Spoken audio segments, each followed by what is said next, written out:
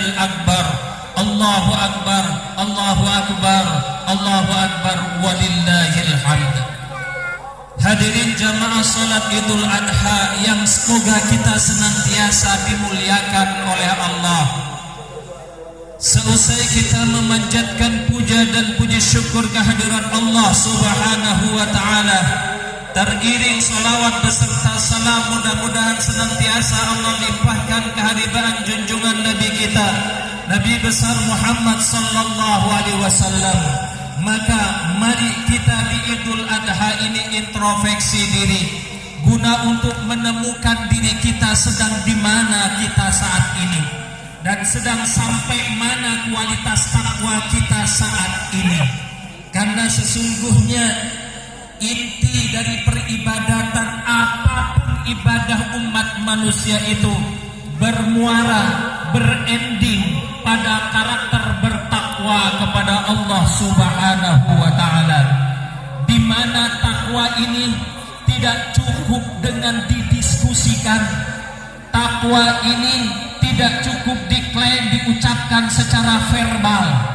Takwa ini tidak dapat dan tidak cukup hanya dijadikan pelajaran SKS di perkuliahan, tetapi takwa ini membutuhkan role model yang nyata, di mana orang yang bertakwa itu betul-betul mampu menghiasi dirinya dan kehidupannya dengan hiasan yang brilian, yang elok, yang indah, dengan mengaplikasikan syariat dari Allah Subhanahu wa ta'ala, sehingga bentuk orang yang bertakwa ini dekat dengan kemuliaan dan jauh dengan kehinaan, karena dia mampu menahan dari segala perbuatan yang menghinakan dirinya.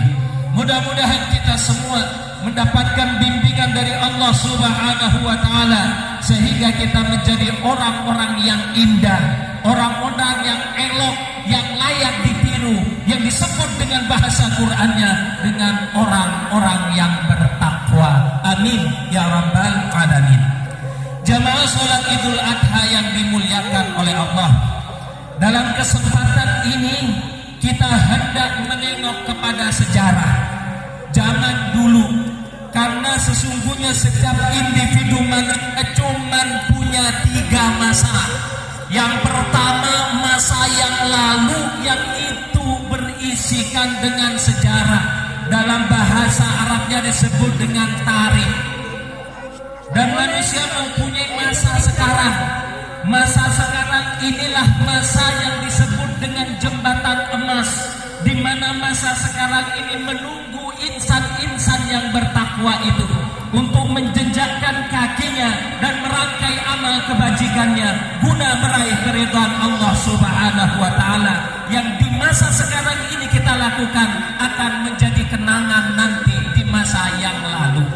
Dan juga untuk menyongsong masa depan, semoga dengan proteksi yang tinggi kita menjadi baik ini, insya Allah ke depannya mampu kita mengaplikasikan dan pergunakan waktu-waktu kita dengan sebaik-baiknya.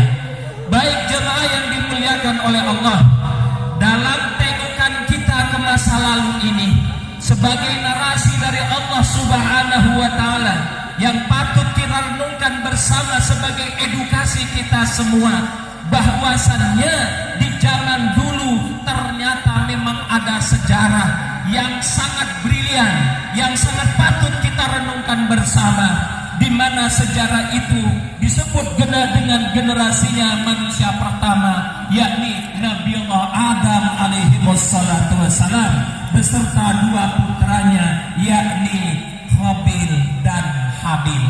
Di mana cerita ini termuat di dalam surat Al-Maidah, tepatnya di ayat yang ke-27.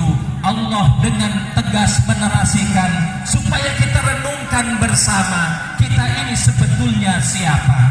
Maka Allah menyatakan, a'udzu billahi minasyaitonir rajim. Bismillahirrahmanirrahim. Watlu alaihim naba'a bani Adam bil haqq. Dalam diksi kalimahnya Allah memulai dengan kosakata watlu, merupakan fi'il amar dari tala. Dalam translate ke bahasa Indonesianya sering diartikan bacakanlah, berarti sama dengan qoro'a. Karena qoro'a diartikan baca, tala juga diartikan baca.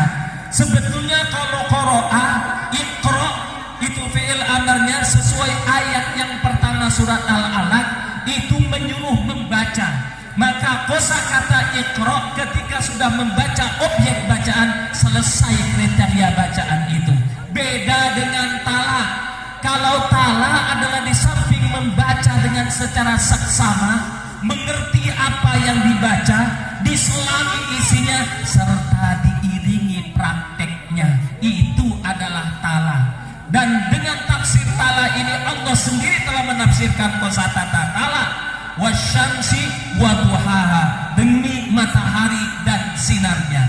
Wal qamari idza talaha, dan demi rembulan yang selalu mengiringinya. Jadi kosakata tala tidak cukup hanya membaca, tetapi diimplementasikan isinya. Dalam diksi ayat ini Allah memulai bukan dengan qoro'a, tapi watlu alaihim, bacakanlah, edukasilah, didiklah umat manusia ini. Naba abnai Adam bil haq, dengan cerita dahsyatnya dua putranya Nabiullah Adam alaihi wassalatu wassalam yang kita kenal dengan Habil dan Kabil. Naba'a itu diartikan juga cerita, hadasa juga cerita. Padahal naba'a ini adalah cerita berat, cerita dahsyat yang sanggup melampaui logika akal sehat, itu naba'a. Maka ketika Allah mengumpamakan dan menghabarkan hari kiamat, pasti pakai kosakata naba'a. Amma yatasa'alun anin naba'il adim. Bukan sekedar cerita, tetapi nyata, dahsyat, dan melampaui logika. Baik, ceritakanlah terhadap umat ini tentang dua kisah beratnya, dua putranya Nabiullah Adam, yaitu Habil dan Kabil. Singkat cerita, in qarraba qurbanan, ketika keduanya itu mengadakan korban. Nah, korban Pak ya, berarti korban ini adalah suatu ibadah yang tua, yang dulu sekali. Sebelum puasa Ramadan diwajibkan korban sudah ada. Dulu sekali, sebelum sholat Jumat ada, korban sudah ada. Dulu sekali, sebelum sholat difardukan 5 waktu itu sudah ada korban itu. Maka di generasinya Nabiullah Adam alaihi wassalatu wassalam sudah ada ibadah korban. Idz qarraba qurbanan, ketika dua putranya Nabiullah Adam alaihi wassalatu wassalam mengadakan pengorbanan, ibadah berkorban kepada Allah Subhanahu wa taala, fatuqabbila min ahadima wa lam yutaqabbal minal akhar, diterima ibadah dari salah satunya dan tidak diterima ibadah korban dari salah satunya. Ini yang menelisik renungan bagi diri kita semua. Pertanyaannya, mengapa ada yang diterima, mengapa ada yang tidak diterima? Singkat cerita, yang diterima itu pengorbanannya Habil, yang ditolak itu adalah pengorbanannya Qabil. Lalu ditanya, kenapa Habil diterima, kenapa Qabil tidak diterima? Singkat cerita juga karena waktu Habil ini mengimplementasikan manifestasi dari karakter bertakwa kepada Allah Subhanahu wa taala. Maka jiwanya bertakwa kepada Allah, orangnya ihsan, disebut dengan muhsinin. Maka orang yang bertakwa pasti akan memilih perbuatan yang terbaik, bersikap yang terbaik, dan selalu beribadah dengan yang terbaik. Ibaratkan teko Pak, teko itu sesuai isinya. Kalau isinya air susu pasti keluarnya susu. Kalau isinya comberan pasti juga comberan. Begitu juga dengan kita. Kalau jiwa kita, naluri kita, batin kita comberan, niscaya keluarnya hanya comberan.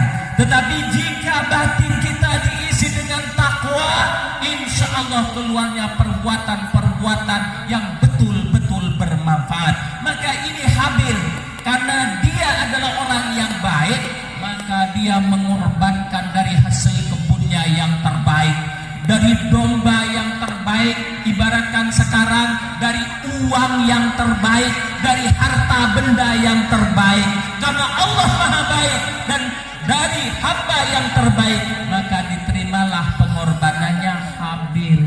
Sebaliknya ini di sisi lain ada namanya Qabil, Pak. Dia tidak bertakwa kepada Allah. Dia mungkin karena tidak bertakwa, perbuatannya hanya eto-etoan saja, hanya covering saja, hanya pencitraan saja. Sholat Idul Adha ikut karena pencitraan, karena takut diomongin sama tetangganya. Sholat Jumat juga sama, ikut hanya pencitraan, gak termaktub di dalam hati sanubarinya bertakwa kepada Allah Subhanahu wa ta'ala. Allahu Akbar, Allahu Akbar, Allahu Akbar, walillahil hamd.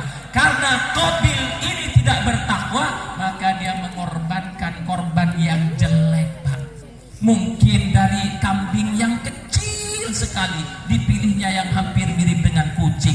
Udah cacat lagi, harganya murah sekali. Maka singkat cerita, Allah Maha menghargai kebaikan, maka korban yang seperti ini tidak diterima oleh Allah Subhanahu wa ta'ala. Sebaliknya Habil, karena dia bertakwa, seluruh uangnya dari harga yang terbaik, mencari sapi yang terbaik, kambing yang terbaik, akhirnya dikorbankan. Maka diterima korbannya si Habil. Ketika diterima, si Qabil lirik, dengki. Biasa ini, karakter ini dari zaman dulu. Apa kata Qabil? Ya Habil, kenapa korbanmu diterima sementara korban saya ditolak? Maka kosakata kalimat ayatnya, qala la aqtulannak. Kalau begitu aku bunuh kamu, itu kata Qabil. Maka ancam, intimidasi, bullying, iri, dengki dari semenjak dahulu kala memang sudah ada, Pak. Nah, begitupun di kita sekarang ini, sering sekali temannya diangkat menjadi pejabat, lalu dia yang dipromosikan tidak diangkat, dendam. Kenapa kamu diangkat? Aku tidak diangkat. Maka awas, aku bunuh kamu, aku bunuh karaktermu, aku fitnah kamu, aku pakai media massa, akan aku bunuh karaktermu menjadi busuk. Sudah terbiasa seperti itu.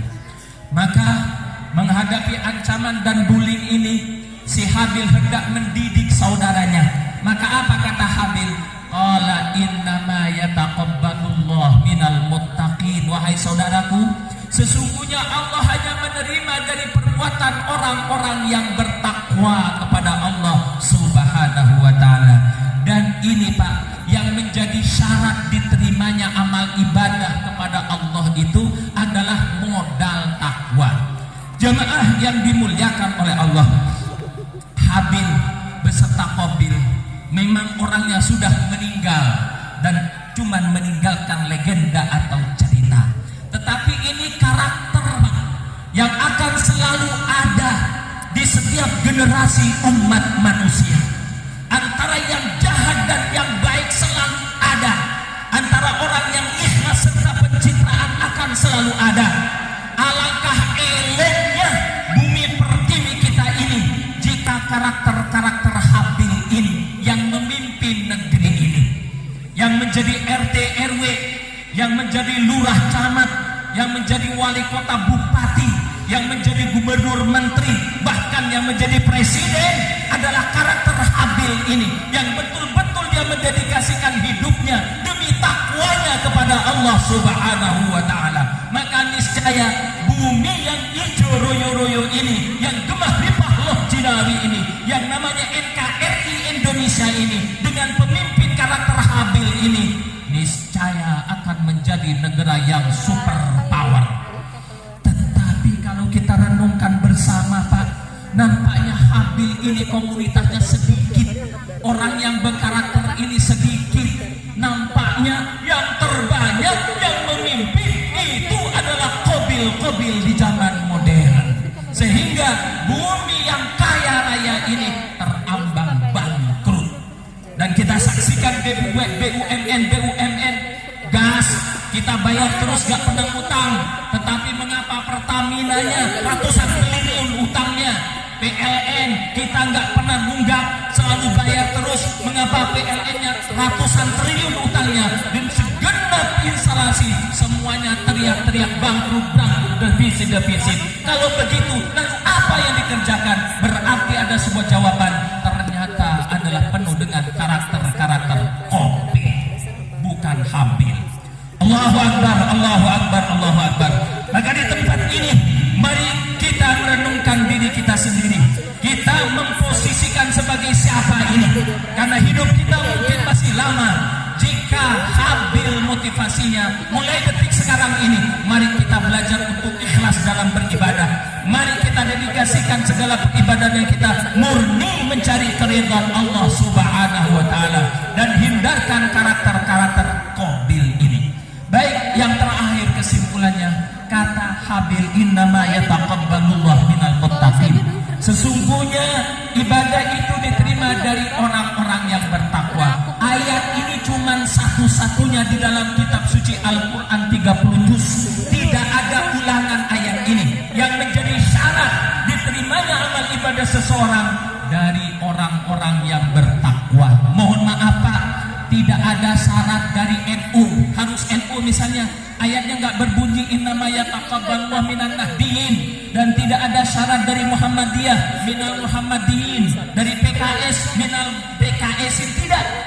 Tetapi syarat diterima itu adalah dari orang-orang yang bertakwa. Adapun kita berormas NU, PKS itu hanya covering halal, tetapi yang tidak halal ketika engkau menganggap itu kebenaran absolut, sehingga ketika melihat saudaranya, kamu PKS atau tidak, kamu NU atau tidak, ini yang akan betul-betul mencabik-cabik kebersamaan kita. Dan ibadah haji ini juga Pak, ternyata coba lihat dalam manasik ibadah, mau profesor mau doktor, yang haji bukan orang NU saja, yang haji bukan orang PKS saja, yang haji bukan salafi saja, bukan jamaah tabligh saja, yang haji seluruh ormas haji, madhabnya juga beda-beda, dari negeri yang berbeda-beda. Nampak jelas perbedaan itu. Mereka logatnya berbeda, cara makan berbeda, bahasanya berbeda, tapi dalam perbedaannya itu mereka memakai pakaian ihram yang sama, tidak ada beda. Gak ada yang pakai jas, gak ada yang pakai sorban, gak ada yang pakai peci. Mereka wukuf di tempat yang sama di Arafah, mereka tawaf di tempat yang sama Ka'bah, mereka sa'i di tempat yang sama Safa wal Marwah. Lalu kita bertanya dalam ibadah haji ini, gerangan, kemana perbedaan yang selama ini kita dengung-dengungkan?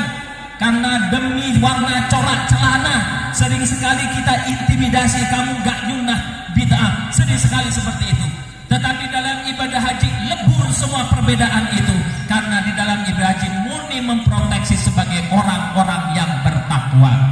Dan orang yang bertakwa itu adalah orang yang peduli, yang berkorban demi kemaslahatan umum. Baik, yang paling terakhir renungan kita Pak, kalau misalkan kita menjadi orang yang bertakwa, digambarkan oleh Allah Subhanahu wa taala dalam surat 8, surat Taubah, wal mu'minuna wal mu'minatu ba'duhum awliya'u ba'din. Orang mukmin beserta mukmin yang lainnya itu satu bagian menjadi bagian yang lainnya. Dalam hadisnya banyak, innamal mu'minu ikhwah fa aslihu baina akhwaikum al-hujarat. Di dalam surat Al-Hujarat, maka seharusnya orang mukmin ini bersaudara. Itulah orang yang bersaudara, dikatakan orang yang bertakwa kepada Allah. Masalul mu'minina fi tawadim wa tarahumihim wa ta'atufihim kal jasadil wahid idza ishtaka minhu adun tada'a sa'irul jasadi bil umma wa sahbi. Singkatnya, perumpamaan hubungan orang mukmin dalam kasih sayangnya, cinta perhatiannya bagaikan tubuh yang satu. Bila luka kakinya, maka panasnya terasa ke seluruh tubuhnya. Yuk kita melihat kebersatuan kita sekarang ini. Kita renungkan diri kita sekarang ini. Apakah kita menjadi orang yang beriman betulan atau cuma sekedar cover ketika kita melihat saudara kita yang teraniaya? Terutama yang sangat kontras sekarang ini adalah yang sangat viral, peristiwa Gaza. Di mana di Gaza sana itu karakter Habil dan Qabil sedang berantem Pak. Taruh kata singkat cerita Israel Qabil, Hamas dan Gaza adalah Habil. Nah, kita dimintakan pertanggungjawaban terhadap peristiwa ini. Bagaimana dikatakan seorang yang mukmin sejati ketika melihat saudaranya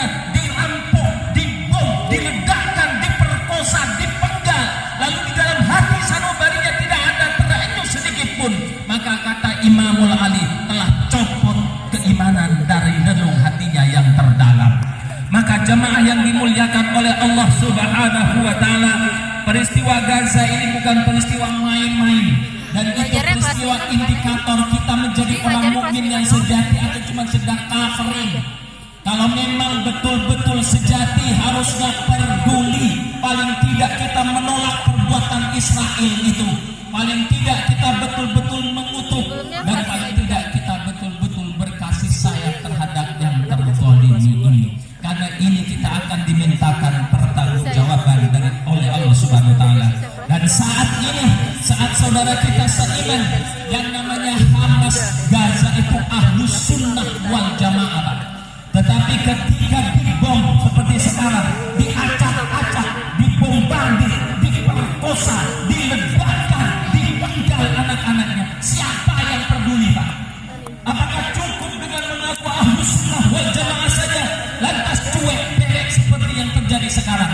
Dan mohon maaf, justru yang peduli itu, Pak, dari Ansarullah dari Irak. Siapa itu? Madhabnya Syiah, Pak. Ansarullah dari Irak adalah Syiah, Hizbullah dari Libanon Syiah, Houthi Yaman Syiah juga. Lalu kita bertanya, mana Ahlus Sunnah wal Jamaahnya? Kok tidak pandai untuk membela saudaranya?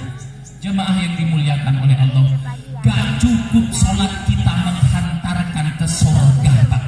Gak cukup pecimu, jenggotmu, aksesoris keislamanmu, jika tidak ada peduli di dalam hati sanubarimu, kamu gak layak dijadikan orang yang beriman dan bertakwa kepada Allah Subhanahu wa taala.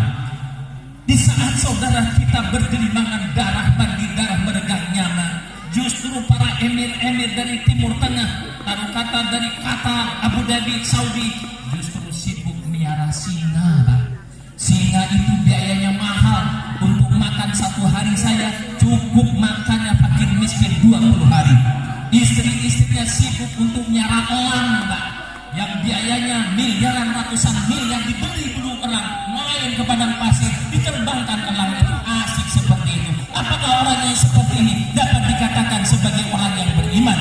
Na'udzubillah. Maka jemaah yang dimuliakan oleh Allah Subhanahu wa taala, mari kita peduli, dan ketika kita melihat saudaranya, jangan aksesoris yang ada di saudaramu menjadi justifikasi terhadap keimanan mereka. Gak cukup jenggot untuk masuk surga, Pak. Gak cukup juga celana cingkrang. Tetapi implementasi takwamu dalam kehidupan sehari-hari, yang engkau peduli dan bermanfaat bagi kehidupan, itulah sebetulnya yang dijanjikan Allah kepada surganya. Semoga kita betul-betul dapat mengambil pelajaran dari momentum Idul Adha ini, yang betul-betul mempersatukan umat tidak tercabik-cabik, dan betul-betul mengaktualisasikan kualitas takwanya dalam penyembelihan korban masing-masing. Maka saat sekarang kalau misalkan kita menjadi orang yang baik, ambil dari uangmu, belanjakan untuk beli sapi, kerbau atau kambing, korbankan, karena hari belum tertutup kemungkinan, karena kemungkinannya masih lebar sampai 3 hari tasyrik semenjak sekarang ini. Masih ada 4 hari untuk berkorban, dan itu nilainya sama. Namun jika kamu pelit menutup-nutupi, maka orang pelit bin koret itu termasuk golongan orang-orang kafir. Semoga kita tidak dikafirkan di hadapan Allah Subhanahu wa taala.